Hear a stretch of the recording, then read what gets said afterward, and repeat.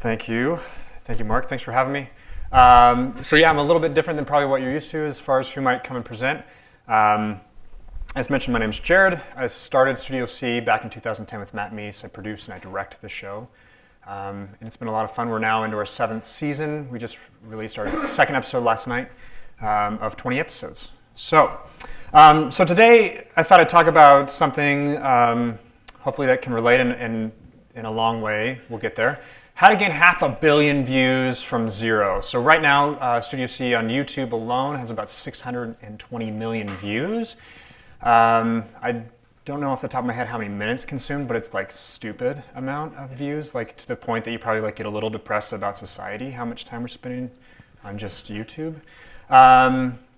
So I get this question a lot. How do we grow? How do we start? All that sort of stuff. How do we get to where we are today here in 2016? And it's really just a trick. We're always looking for hacks. We're always looking for strategies, things like that. And the truth is, it's really simple. It's just work. The end. Just joking. It's just a lot of work, right? First and foremost, Studio C, we meet all the time. We start with executive meetings. It's almost as if like we get paid to just meet because people love to meet so much and talk, right? We just love to sit and be like, well, we should have a meeting about that. We should talk about how to shoot this thing or how to market this thing or how to rewrite this thing or write that thing or whatever. We meet all the time, or we're producing or hiring, or we're working with a designer, graphics, marketing, you name it. There's just a lot of work to be done.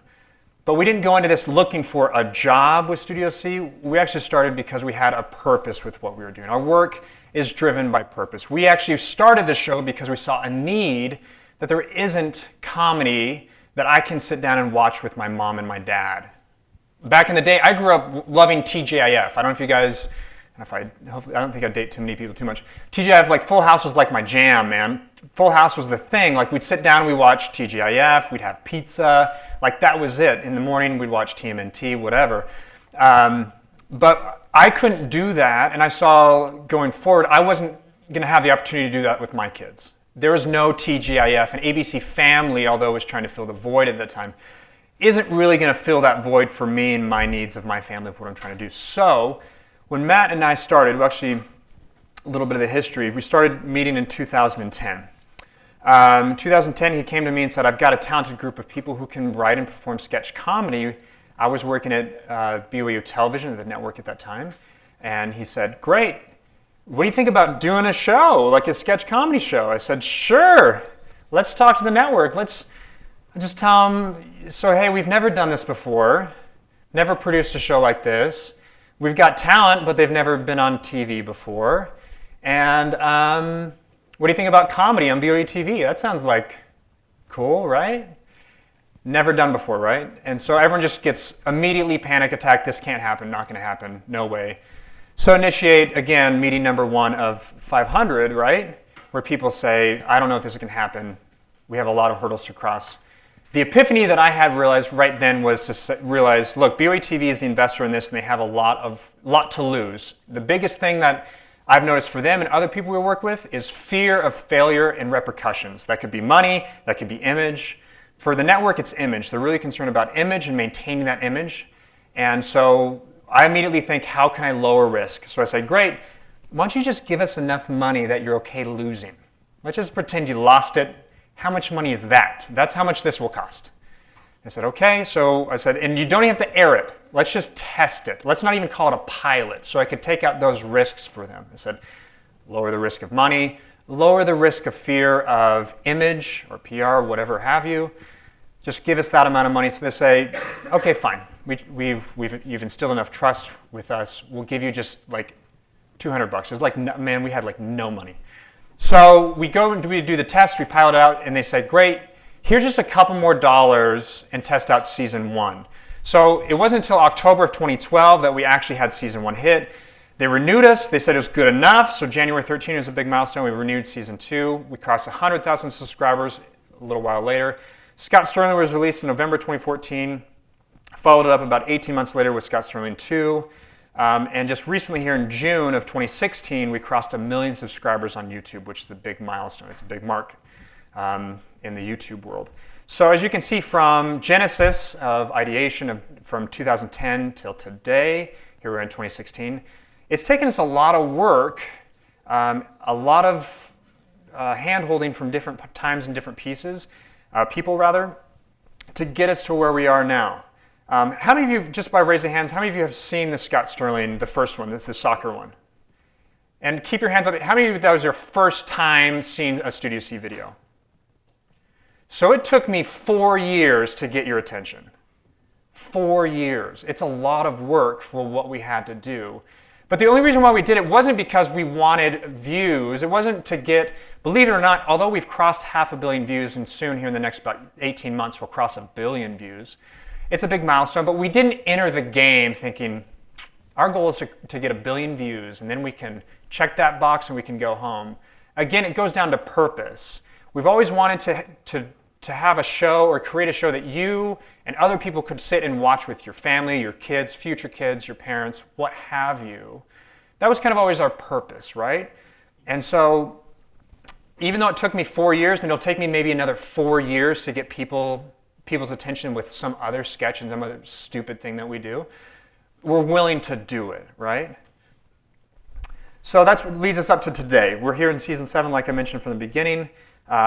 We now, on an average, in about a month span, we get about 38 million views in a month. That's about 105 million minutes watched. Again, don't think about that. It'll just get you a little bit sad about the state of society, but it's okay, I guess. So we didn't have all the answers when we started, right? We've learned a lot in the past 6 years, but we didn't have all the answers. But we've learned some things along the way, and I want to share a story with you that was a huge epiphany to me. So we didn't think very far about how long Studio C would last. We thought, hey, we'll try season, maybe 2. Maybe we can get a couple years out of this. It can be a fun run. But before you know it, we actually came up to our 50th episode. This was in season 5, 50th episode, which is a big landmark for us. We thought we'd never reach 50. This is just kind of a crazy big number. So we thought we better do something. In our writer's room, we sat down and we thought, what's a fun idea we can do to celebrate this milestone? And we thought, we know what to do. We'll celebrate and make a big deal of our 49th episode, because that just sounds stupid. So that's what we did. We made a big deal of our 49th episode instead of our 50th. And we thought, what we have a tendency to do is we take one dumb idea and see how far we can take it. So we thought, that's a stupid idea. How can we make it dumber? Or what if we reach out to this guy and see if he's willing to be a part of how dumb this joke is, because he was on a team that the 49th number means something to him. And he actually said, sure. We were like, okay. Let's do this. So we go through all the hoopla, which you can imagine is to get in contact and all that sort of stuff, get them out to where we were. And this is the idea that we shot. It was the intro for a 49th episode. I'll just show you. It's about 2 minutes.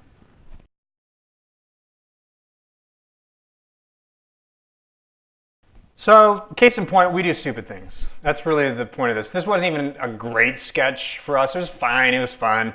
It was a nice way to throw out, to throw an idea at the 59th episode idea. But I kind of want to show the hoops that we go through for just like one joke. Like Steve Young had one joke, and we got him out here, and we spent an hour, number of hours working with him and all that sort of stuff, just for like one joke. Like we're infamous for that. It's just like huge 4-hour makeups for like a walk-on appearance, and then they walk out. Like it's just stupid. But that, again, going back to our purpose, it's like we'll do anything for a joke. We'll do anything for a laugh. If we can make someone laugh, like then we've succeeded, and we're willing to go to great lengths for that. So, but the reason why I kind of bring this whole story up is because Steve Young, he actually brought out his whole family. I thought Steve would just be by himself, he'd be flying solo, but he brought his whole family and some of his extended family. And I pulled Steve Young aside and said, Steve, it just means a lot that you'd actually even know who we are and that you'd be willing to do this. And he says, dude, are you kidding me? Like, I love what you guys do. I said, really? Like, this is before Scott Sterling, right? Before we kind of like had a viral hit, we were still kind of nobodies. And he says, yeah, my son loves your show, and I love whatever he loves. His son was not, if you can imagine being Steve Young's kid, everyone thinks you're athletic. He's not athletic. He's actually, well, you can't see him now. He's this kid right here. He's actually really like tall and lanky. And so he's a theater kid. And so Steve Young has loved whatever he has loved, and that's this show. Like his son's favorite sketch is a no-name sketch called Spidey Senseless, which again was like an okay sketch, but his son loved it, so Steve Young loved it. And so it actually like hit a light on for me where I went, I feel like I've seen this before. And then I remembered when Glenn Beck, excuse me, this is my car. I bought a 2007 Subaru Impreza. I love the car. I bought it after I graduated. And as soon as I bought the car, I took it out and I realized, man, this thing's pretty sweet.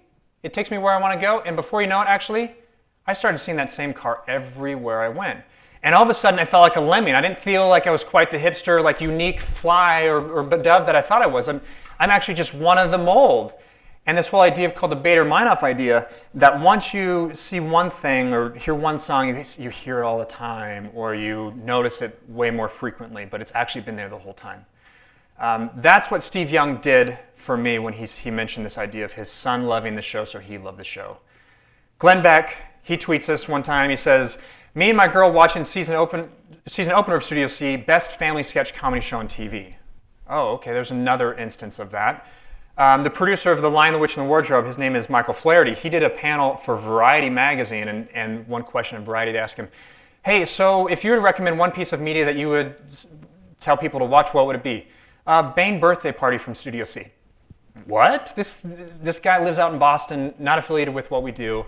He recommends that people go back and watch something from season 1, which is not that good. It's just okay. But he recommended that people watch it. Hey, it's better than SNL, which is a huge compliment to us. Cascade, he's a huge EDM artist. We find out that his daughters love the show. We reach out to Cascade. This is him selling out Coachella the other year. And I say, hey, do you want to be in a sketch with us? Sure, yeah. Can I bring my family? Yeah, you do. Well, you bring whoever you want. So we do a sketch with Cascade, and it turns out to be a really big success for us and him. When we released Scott Sterling, we got word through a random way that the director of Star Wars, Force Awakens, J.J. Abrams, huge fan, I'm a huge fan of his, he sent the link out to all of his production executive team and said, this is the funniest thing I've ever seen. And we're like, whoa, this is just so weird, right? Super, super weird. We were fangirling and everything, the whole nine. So we immediately said, just send him send him shirts, hats, whatever. If we could get just tell him thanks. And so he takes the time. I have my guy, Chad from marketing, send it out. And he writes Chad a note back. Thanks so much for the swag. Scott Sterling made me laugh more than anything I can remember. My 8-year-old and I were howling. Many thanks again, and have a wonderful holiday. Best, JJ. I mean, we get this and we're just like, whoa! J.J. Abrams knows what we do. This is just again, very surreal. And second, he writes you a handwritten note? Who is this guy? He's directing Star Wars. He doesn't use one color, he uses 3. This guy, man, I have no excuse not to write you a thank you note. I'm sorry if I don't, but I have no excuse anymore. Not only that, he actually forgot if he sent us a thank you note, so he sent us a second thank you note. It says, not sure if I ever properly thanked you for the awesome Scott Sterling swag. If I did, then thanks again. My son and I love that piece. 2 colors this time, not 3, but hey. So again, super, super cool. Most recently, the cast was out in LA. They're at a restaurant eating dinner, and Conan O'Brien is walking towards them. I'm like, don't look, Conan's coming. Just let him go through the door. Don't say anything. And he stops and says, wait, are you guys Studio C? It was like, what? No. Well, how do you know us? Like, oh yeah, my family and I love what you guys do. You guys actually write sketch comedy the way it should be done. You actually write with a button at the end. A lot of sketch comedy just kind of fades. We write buttons. It's super annoying because it's super hard to do, but we do it because we know it's better. So he says, yeah, actually, we love what you do, big fans, and can we actually take a picture with you? And, yeah, you can take a picture with us. So they takes a picture, he posts it on his Instagram and on his Facebook page, and he says, just ran into some of the talented people from the sketch show Studio C. They have brought a ton of laughter to my house. This is one of the only times he actually posts a picture with his son and his daughter. The rest of his account is just pretty much him. So again, it hits this point of this Bader-Meinhof idea. Once Steve Young kind of clicked that switch in my brain, I realized, this is actually true. Maybe there's a lot of truth to what he's saying. That if we can connect with the people that we love, I grew up on Conan, watching Conan with the string dance and the whole bit. I grew up on him and his work on Simpsons or SNL. If we can connect with the people that we love, one of the best ways that we actually can do it is through the people that they love. If I can connect to his son and his daughter, I can connect to Conan. And I can connect to other people that we otherwise wouldn't be able to. Even though my target audience right now, if you were to ask me when we started the show, we're like, well, people just like me. Just college kids and 20-somethings and what have you. And the truth is Scott Sterling might have done that, but we're actually feeling the whole of being able to create content for families to sit down and watch together. So, and that's the truth of it. This kind of just hits the point home again. If I can connect to people that I love, through people that they love, there's a lot of power in that. I didn't set out to get 1 billion views. I set out to hopefully make a difference. And it brought something into view for me, is that really at the heart of what I'm trying to do is to actually serve my audience. I'm trying to serve them in what they want. As soon as I think, you know what I want? I want 1 billion views. I want X CPMs per view. I want this many subs. As soon as I'm doing it for me, I'm going to lose. As soon as we focus and have purposeful work with serving our audience, we've noticed that the views take care of themselves, that the subscribers on YouTube take care of themselves. So for me, it's all about shifting my focus. And that's really like my takeaway to you. Think about what it is how you can serve other people. If it's a product, if it's an opportunity, whatever it will be, I guarantee you'll have more success thinking less about me and more about them. And that's really all I have to say. So thank you very much. Half an hour, right? And I've opened for Q&A, or I want to leave time for that. I was going to ask you off the start. Tell me about how you found the team and how you get together as a team and like each other so much. Yeah, great question. So we started. Matt Meese, who is one of the talent, who is Scott Sterling in that video, writer performer. He worked with a lot of the cast prior to bringing them on the show. So he brought the in front of the camera talent. I work on behind the camera talent. So I brought in and found hair, wardrobe, makeup, lighting, camera, all that sort of stuff. The way that I work and found those teams is often through referral. I find someone that I trust, and then I ask them who did they trust.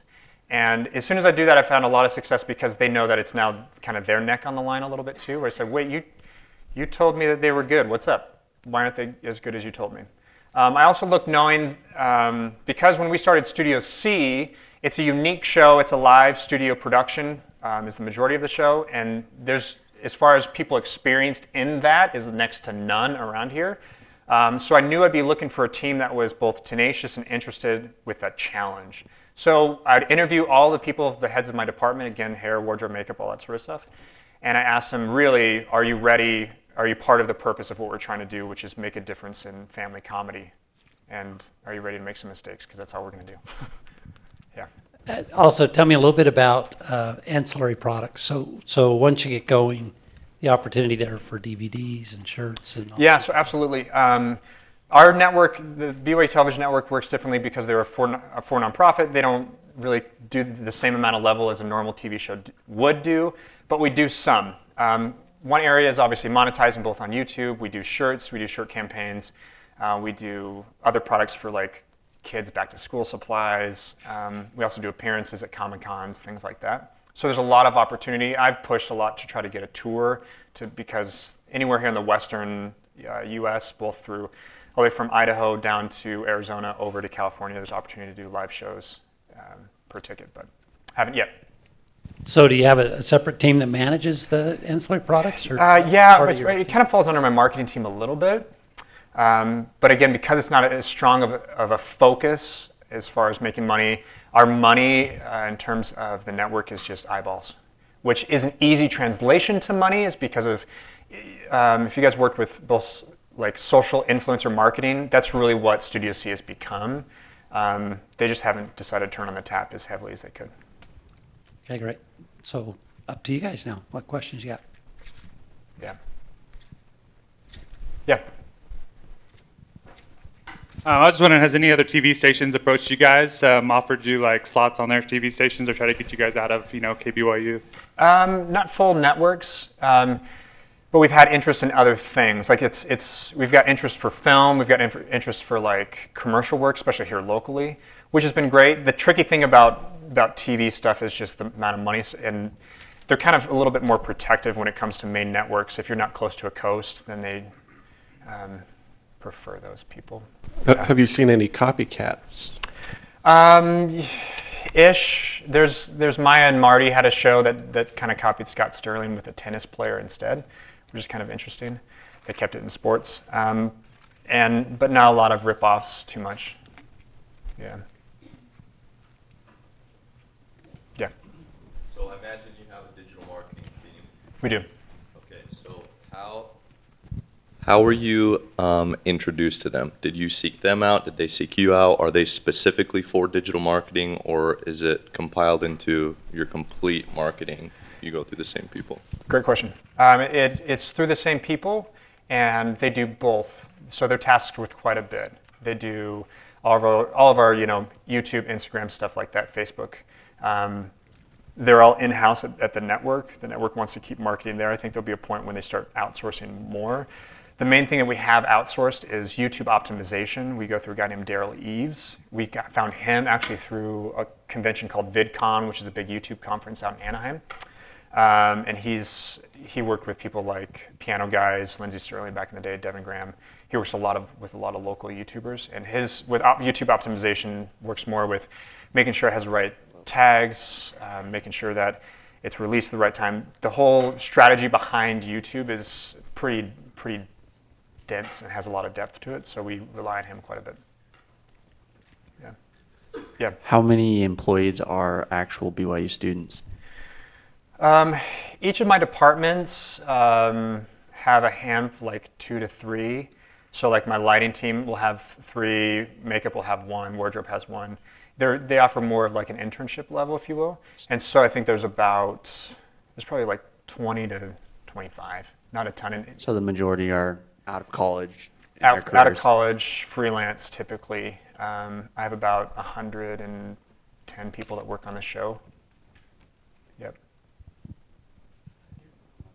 Yeah, please. Yeah, so I have 2 questions for you. First question is, where did you come up with the name Studio C? Mm-hmm. And where do you see Studio C in the next 5-10 years? Both good questions. Studio C, we originally had the show called Common Room, which is kind of a play off of Harry Potter's Common Room, this collegiate kind of academic idea. A simple Google search, right after we called it Common Room, was a college humor type show that just wanted to talk about college sex and things like that. So we thought, well, we probably don't want that. So we started on the name hunt. We had a handful of names, and then I've always kind of been a fan of not bringing context with a name. And so we rehearse, record, and do everything in a studio at BYU Television, and it's Studio C. We have A, B, and C. And I said, why don't we just call it where we are all the time? Let's just call it Studio C. And so everyone's like, oh, yeah, it doesn't mean anything. Let's do that. But there's a paper company called Studio C. Dang it. No, it's okay. As far as where it's going here in the next 5 years, it's a little bit to be determined. With you guys will see, or maybe you already have, with success of anything that you do presents new opportunities, but also a lot more new situations and problems. For us, with a TV show, it comes on both in front and behind the camera. In front of the camera, it comes with talent.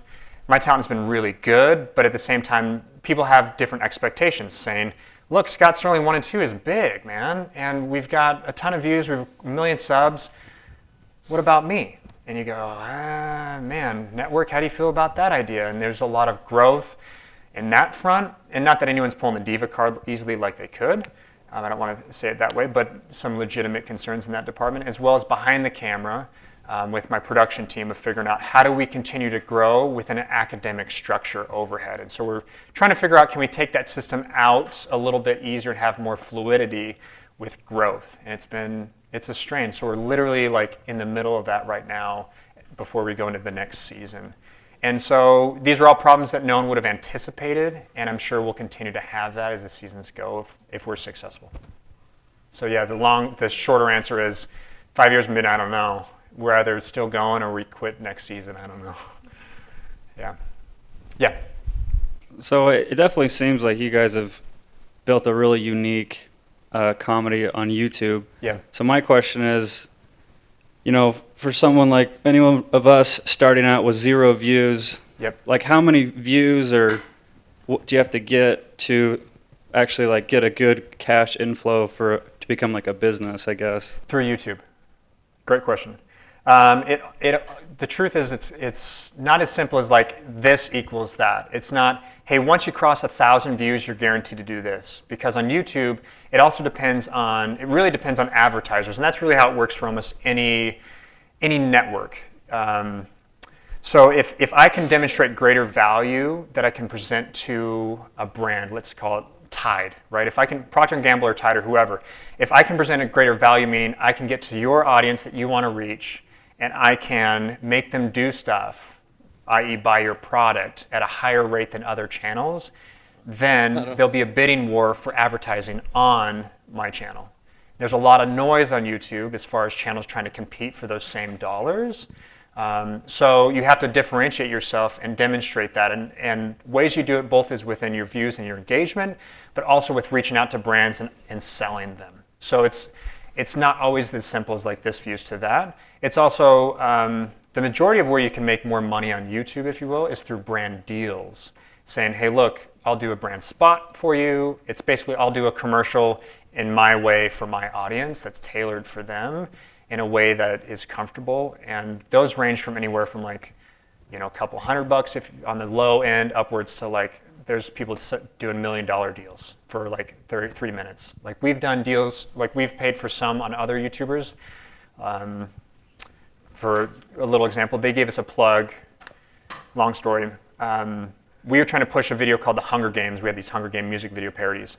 We were trying to get pushed by having other YouTube channels promote it for us within their video, meaning, hey, we just saw this video, you guys got to go check it out, it's super fun. We actually linked it below. Very natural way to do it. It'd be like a 10-second spot. We were paying anywhere from like $3,000 to $6,000 for like channels that were like at 700,000 subscribers, but their audience would do whatever they tell them to do. Does that make sense? Yeah. There's other guys here locally that have like 5 million subscribers that still aren't making a living because they're not engaging their audience or not working with brands in the right way. So my recommendation is for those that want to start a YouTube channel is finding a strength or a niche that you can differentiate yourself on YouTube compared to someone else and how you can serve that audience. And knowing that your audience is also not just on YouTube, your viewers, although that's your core, but it's also the brands that are going to want to talk to that audience. So thinking both at the same time. For me, it was the network. How do I make sure that the network is happy? And how do I make sure my audience is happy so that they keep watching and they don't fire us? Yeah. A follow-up to that, do you do product placement ever in your sketches? We don't, although sometimes it looks like we do. But it's a big joke because we don't. Like we do Dasani jokes all the time, and we're actually shooting, directing something on Thursday night that we're doing like this big spoof of like these 3 girls, like these kind of Dixie chick girls singing this big empowerment feminist ballad, but then they're really just telling people to go eat quesalupas at Taco Bell. So it looks like a big product placement, but we haven't actually done any yet because the network isn't interested in it. Again, something that we're working on as we try to transition, but TBD. But we easily could. We've had brands approach us. Strangely, and then we get the most random ones, like UFC wanted us to do something with them, which is really weird. And like, I don't really know if we're speaking to the same people. But again, it kind of goes back to like, they just love what we do and they just wanted to do something with us, which is random. Hey, Jared, on that, so you mentioned that your network may have some different objectives. So KBYU is not necessarily interested in the financial aspect. Correct. How do you balance that? How do you address what their needs are, and how does that drive your creative output? Yeah. I think the best way I can answer that is to first seek understanding. So I try to really understand because people, like you've probably seen this, people don't really tell you what they think. They give you symptoms of what they think, meaning that like, I'll get notes back on a sketch. So that's a symptom. They'll say, look, this kiss was too passionate. Okay. Really what they're saying is we don't want to send the signal to our ownership that thinks that we don't care about for the Strength of Youth pamphlet. That's really what they're saying. So we have to be careful and be able to read between the lines. And for me, it's the same thing. And I think you can apply that principle to almost anyone of knowing what is the core that you're most concerned about on the fear spectrum and what's on the reward spectrum. For them, they love accolades. They like winning awards. They enjoy any recognition outside of the valley because they want to have the idea that it's reaching new audiences. So I try to leverage that as much as possible to say, look, we're doing exactly what you're not telling us you want us to do, but what you really actually want us to do by getting press through USA Today or ESPN or whatever with Scott Sterling and with these other sketches. Although you didn't like the Breaking Bad parody because you thought it was a little edgy, us talking about blue math instead of blue meth. It was a little too edgy for you, but we actually got placement on Gizmodo and a handful of other blogs that are speaking to new audiences that you are interested in. Well, okay. And so it's case by case all the time, and us not necessarily trying to push the envelope as much as trying to demonstrate that we have more flexibility than sometimes they want to think. I think that's a good point, because a lot of times in entrepreneurship, you may have more than one customer. You may have the customer you're trying to serve with the entertainment value, but then you also have the investors or the other stakeholders that are also looking for sometimes a different value. And it's a tightrope you got to walk on. Absolutely. And when you keep thinking, well, no, my audience, my views, my whatever is actually driving me, if you ignore this, like if I ignore the network, then I'm just going to be dragged into more meetings than I want to be. Yeah. Okay, any more questions? I still have a whole bunch. We can keep going. What's your favorite sketch that you guys did? Favorite sketch, there's one that we did called The 11th Hour is one of my favorite, which is a real short kind of Halloween sketch, which is a guy in death row in the electric chair, and if the governor calls before midnight, then he can be saved, and there's a phone call, and it's just the wrong number, and they kill him. It's pretty morbid, but I think it's really funny. Yeah. And so one of the questions back here that Yeah. wasn't willing to ask. So you're mostly behind the scene aspect, Yeah. and then you have the group that's in front of the scene. Do you ever wish you were in front of the camera? Or No, do they no. ever wish they were behind the scene? I have some that direct, a couple that, like Jeremy directs some, Mallory has directed some. And they like that. I actually like having dinner with my family and not being bothered when I go out, and the cast can't do that. So they just get subbed all the time. And I like being more ambiguous. I think it's... So talk to me about that, because so the audience knows. I sent an email to Jared yesterday just to give him details on where we're meeting, and I got the reply back at 5:43 this morning. Yeah. So what hours do you work, and what hours what's a typical work schedule? So yeah, I wake up at 5. I work most creatively in the mornings. It's a little bit easier, just quieter, and it's just the day hasn't started yet. Highly recommend it. There's a book called The Miracle Morning, which has been really helpful for me. Mornings are super good, and just having a productivity schedule mindset, because the day gets lost, as you guys know, super easily. And so I do whatever I can to control my day, because the opportunity that I have to make a difference in people's lives, even if it's just my own, is really important to me. So I try to start really early and stay focused on both my health mentally, physically, and also returning emails or whatever have you.